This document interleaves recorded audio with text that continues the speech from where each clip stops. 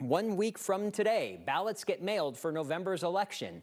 The biggie is Proposition HH. And if I'm sweating, it's not the studio lights. It's because I'm trying to, again, explain part of it to you.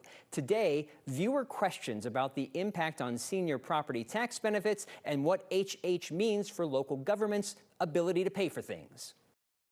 Sandy from Centennial and Rick from Denver wanted to know about the impact Proposition HH would have on the senior property tax benefit.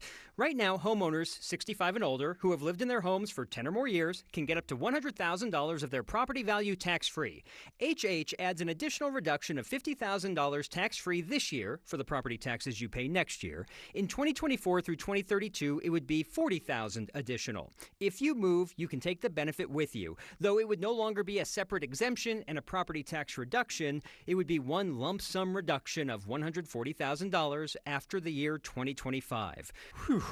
The impact Proposition HH would have on local governments is not as simple to explain. Remember, HH would make a portion of everyone's property value tax-free, and it would change the equation that determines your property tax. In the end, it likely means your property tax still goes up, just not as much as it would otherwise. In return, the state gets to keep and spend more money, and that means you'll get less in TABOR refunds in the future. Some of that TABOR refund money you won't be getting will be used to reimburse school districts and local governments, since they'll be getting less than expected in property tax.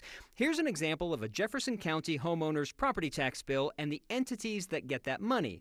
From the Jefferson County School District to Jefferson County itself, the libraries, the city of Wheat Ridge, Arvada Fire, and a drainage district.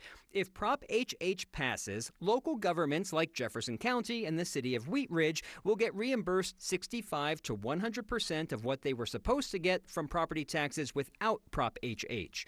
65 to 100% because it depends on how much money there is, and because fire districts, EMS districts, and hospital districts will get first dibs on that money.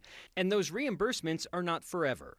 The summary is, if Prop HH passes, local governments will eventually get fewer dollars than they would have otherwise. Now you know why my throat was parched.